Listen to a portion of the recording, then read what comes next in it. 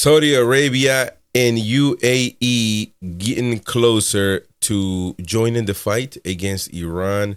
Let's not waste any time, ladies and gents. Let's get right to it. Don't forget to subscribe. Hit that bell for notifications. Let's go right now. Arab Emirates and Saudi Arabia are edging closer to joining in the war against Iran as both continue to grapple with repeated missile and drone attacks inside their countries. Matt Finn is tracking the latest regional developments. He's live for us in Dubai. Matt? Hey, John, not long ago, India's prime minister said that he had a productive phone call with our president, received a phone call from President Trump and had a useful exchange of views on the situation in West Asia. India supports de-escalation and restoration of peace at the earliest. Ensuring that the Strait of Hormuz remains open, secure, and accessible is essential for the whole world. We agreed to stay in touch regarding efforts towards peace and stability. Now, President Trump has been saying that the U.S. and Iran are communicating on ceasefire deals, claiming Iran is coming close to striking a deal. They want peace. They've agreed they will not have a nuclear weapon, et cetera, et cetera. But we'll see. You have to get it done. But I would say there's a very good chance.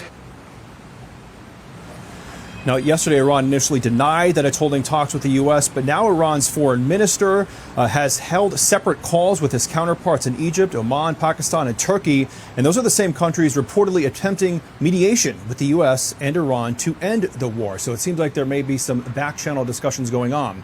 And the latest update from the United Arab Emirates here, announcing the UAE Ministry of Defense mourns a civilian contractor, a Moroccan national, who was martyred while performing his duties during a routine mission in the Kingdom of Bahrain following an Iranian missile attack. The attack also resulted in the injury of 5 members of UAE Ministry of Defense.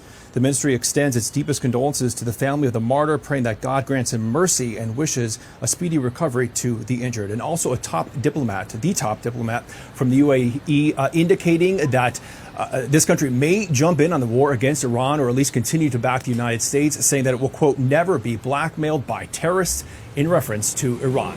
John, Sandra? Well, Iran's certainly not winning any hearts and minds in the Gulf states. Matt Finn for us in Dubai. Matt, thank you. Sandra? Okay, let's bring in Brent Sadler now, Heritage Foundation Senior Fellow, retired Navy captain and former Pentagon official. Brent, welcome to you. This obviously would be a big change in the scope of the war as we have seen it. What say you at this point? Well, the potential entry of Saudi Arabia and UAE into direct conflict with Iran, they've been under blistering attacks for the better part of the last week and a half or so. And so the longer that Iran remains obstinate and resisting, ending this war, the more likely that these neighbors that are getting attacked join it. Whether or not that moves the needle to quickening the end of this war, that'll be to be seen, quite frankly. General Keane weighed in earlier on what makes him skeptical about these talks. Listen. I'm highly skeptical. Why? Because this is a regime for 47 years. They are pathological liars and they're cheaters. And it's very difficult to take them at their word. I'm not saying don't try, but I think the president certainly and his negotiators know who these people are. And the president has given us some sort of indication that the people with whom they are talking are, quote, unquote, reasonable. So do you have faith in these talks? Before, right there, let me pause for a second. Do we trust him or we do not trust him? I understand General Keeney, he's done this 1 trillion times, by the way. So he's got a million, much more experience than me. But I'm not trying to be an expert. I'm just asking, do we trust him or we don't? And if we do, then let's talk. If we don't, then why are we going to Karg Island to try to take over that island? I don't understand that. Make it make sense, please. Well, I would side with General Keane on this one. This is not the time to relent at all on the military front. If anything, it's to apply more pressure to ensure that the Iranians are serious about ending their nuclear program, ending the murder of their people on the streets. The key thing, though, is probably good to reflect back on why we are where we are today with this regime. After 47 years, the nature of it's one that they can't live with their neighbors in peace, and certainly not with Israel. That's got to change. And they also have been a threat to American citizens. Well, over 1,000 of American souls have been passed because of this regime's terroristic attacks. And we need to find a place where a new regime is in Tehran that can meet that peaceful coexistence with their neighbors, Israel and the United States. And until that, we'll be back at this again in some near future. I'll put the New York Times headline up on the screen on the Saudi prince supposedly pushing President Trump to continue the Iran war. In these recent calls, Prince Mohammed bin Salman sees a historic opportunity to remake the region, according to people briefed by U.S. officials on the conversations. And we have heard this before, and we've heard this from President Trump as well, that we could see a whole new Middle East as a result. What do you imagine that looks like if all went as planned? Well, I think the first observation of that would be the expansion of the Abraham Accords, which even before this conflict was actually growing. Saudi Arabia was a potential joining into that back before the October 7th attacks in 2023. I mean, that's a glimpse of the future without this regime in Tehran spreading discord and chaos and murder across the region, and certainly even on our streets, attempted assassinations here. So definitely the world will be a better place with a different government in Iran, but it's important that it's up to the Iranian people to seize this moment. You know, well over a plurality, in some counts 80%, want to see this theocratic dictatorship ended and a new page turned in Iran. I think those voices need to be heard. And again, it's for the Iranian people to act on. Here's the thing about that, by the way. I mean, Fox is reporting it. They're not going to quote him if it's not true. The New York Post posting that about this, the Prince bin Salman, Mohammed bin Salman, and that is telling, by the way, because they're a liberal paper, the New York Post, and the fact that they are saying that there is a Muslim government egging on for the president to continue the attacks. By the way, why aren't they getting involved? How close are they? I mean, can they get involved as well? So everybody is one force united against one evil force as well. How come Israel is not sending their troops out there as well to Karg Island? Why is it just the United States of America? Why is it just us in jeopardy to get bombed and to be sitting ducks in Karg Island? Why isn't everybody else sending? If it benefits everybody else, it doesn't. Does it benefit the United States of America immediately? Maybe having a partner in Iran, a democratic government, maybe that could be a benefit for us later down the line. And the fact that they wouldn't, nothing's going to change this. They're going to want to hurt us regardless. What is the immediate benefit? Who benefits immediately? That's going to be the region, that region right there. So Saudi Arabia, the UAE, Israel, they all want it. Bahrain, if you all want it, get together as one force and fight it. Why not? Why is it just America?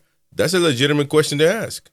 Given an opportunity. I have about 30 seconds left. I'll leave us off with what you see happening next with all of this. I think the next focus is going to be trying to restore some level of confidence that ships can pass through the Straits of Hormuz so oil prices can come down. That doesn't require a coalition, a formal coalition, but with the French sending a carrier strike group and perhaps other allies stepping up, I think that's the type of message that'll send to the shipping world and to the insurers that it's safe to go through that strait, or at least safe enough for the shipping to pick up and the prices to come down. Yeah, just took a quick peek. Oil seems to be holding steady right around $92 a barrel right now. Brent, always good to get you on. Thank you very much. Here's the thing. I don't know if it's going to happen. Very unlikely, to be honest. It would be a huge economic risk for these countries to get involved. Their major source of income is oil. They have a lot of it, and they make a lot of money. I mean, both are major oil exporters. Direct war would shut down the Strait of Hormuz and crush their economies. Which, by the way, it's already getting there. So is it really, might as well just get involved. Maybe so. They have a risk there. So they already got burned in the Yemen war. I mean, let's not forget that. So Saudi and the UAE initially opposed expanding this conflict and prefer proxy support roles over instead of sending actual troops. It's all talk really. So we don't know. They're still hedging bets with China and trying to normalize with Iran for long-term stability because they live there. Obviously, they don't want to stay out of it. The fact that Iran has bombed the crap out of all these countries and they haven't responded is a bit odd to say the least. Now there's a lot of pros for it, of course. Iran has launched repeated missile and drone attacks, like as I mentioned, to Saudi and the UAE. with even to their energy infrastructure, nothing has been done. That kind of speaks of their lack of patriotism, I guess. You bomb my country, I'm going to defend myself. Now, the UAE diplomat just said that they will not be blackmailed by terrorists. So it's a direct reference to Iran. Are they going to do something about it? Well, that's the biggest question. The fact is, talk is cheap. You got to go out there and do it. As you saw, Saudi prince reportedly pushed Trump to keep the pressure on Iran for regional, and kind of trying to go over the Abraham Accord, which was set to be done, by the way, before any of this, but neither here nor there. Now, here's the bottom line. Both countries have been allowed, quietly allow the U.S. to do their thing, but they've also been very quiet when it comes to defending U.S. embassies, for example, or their own country, for more, to say the least. So I don't know. I don't know if they will or not. I think it's very risky. But if they get involved, I think it will help the situation tremendously. I think Iran will be isolated, and that's really what you want. Right now, they probably feel like they can do whatever they want. These guys are not going to get involved because they don't want a problem with me. Saudi, UAE, Bahrain, and all these countries. So I'm just going to keep doing what I do. They don't back the U.S., really. They don't have the balls to back the U.S. That's really what it comes down to. I don't know. I don't know if they will get involved. One thing I know is I'm tired of seeing it only talking about U.S. troops going out there. I don't think that's good, and I don't think that's... Listen, we are probably the least to benefit from all of this. We are. We are probably the least to benefit. We might benefit in the future. A potential partnership with Iran, with a democratic government there, would be amazing, I'm sure. Right? And I'm sure, really, taking away their capabilities of killing us would be amazing.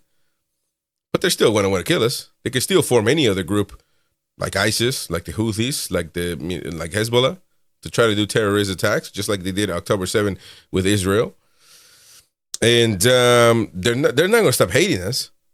But of course, not having a democratic government in Iran would be amazing. But how long is that going to take? I mean, that's going to take ages. Ages. Do we have time to wait? I'm not sure. Let me know what you think in the comment section below. I would love to interact with you about this particular topic. But it looks like the rumor is that Saudi and the UAE are edging closer to signing up for this war. Let me know what you think in the comment section below.